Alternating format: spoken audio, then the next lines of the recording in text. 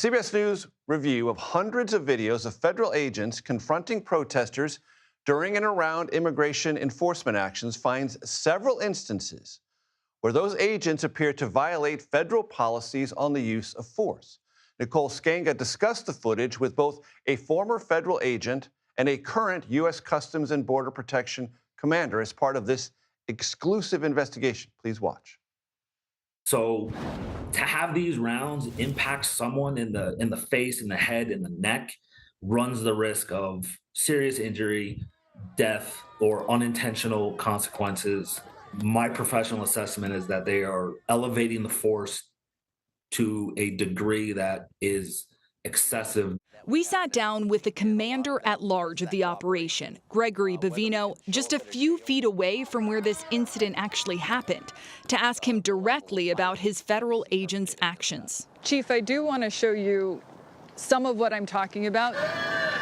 I'm curious if that is proper use of force. Sure, absolutely. The use of that less lethal device, a pepper ball, was absolutely in line with policy, and I applaud them for protecting that federal facility there. Aiming above the waist is within policy? It can be. If someone strays into a pepper ball, then that's on them. Don't protest and don't trespass.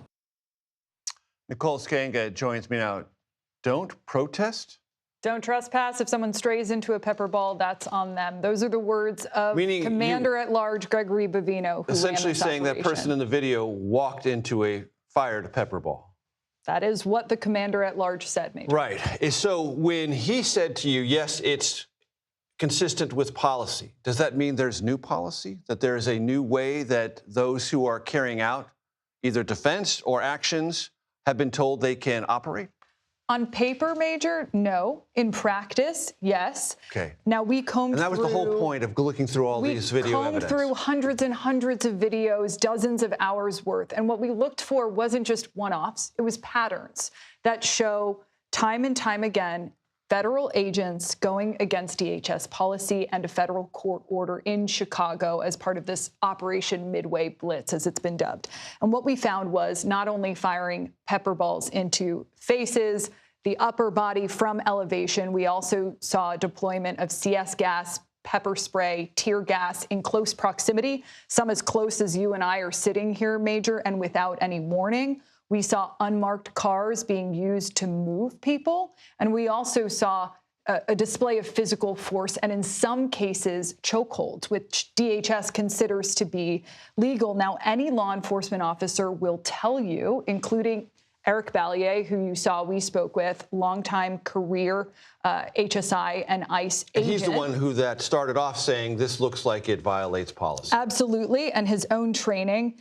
Anyone will tell you that you only use these tactics if there is an imminent risk of danger. And the frequency at which we've seen these aggressive tactics deployed in the neighborhoods in and around Chicago not only puts demonstrators' lives at risk, not only puts undocumented migrants' lives at risk, but it actually puts at risk the lives of law enforcement officers who are doing this job every day. Have there been any repercussions, investigations, suspensions, anything like that? We asked Gregory Bovino, the commander, that very question, and he acknowledged to us that no, there has been no one who has been disciplined at CBP, at ICE in connection to Operation Midway Blitz as of yet. He also said he feels like every single agent has acted well within policy. We heard from his boss, President Trump, on 60 Minutes, who said he believes ICE agents have not gone far enough. Now, on paper, any excessive use of force at DHS is supposed to at least face administrative consequences, if not criminal penalties, if it's found to be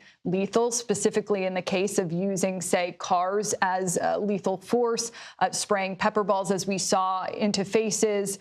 Again, any less than lethal force, Major, can become lethal if it is misused. But we have not seen any indication of DHS pushing back. And the fear that Eric Ballier and others have is if there is no pushback, someone might get hurt or worse. And we've already seen federal agents open fire on demonstrators. We've already seen demonstrators open fire on federal agents. So the temperature is already pretty high, Major. We've watched the video. We've told you what it shows. We've asked the questions, and we're going to continue to follow this story. Nicole Sganga, excellent work. Thank you so very much.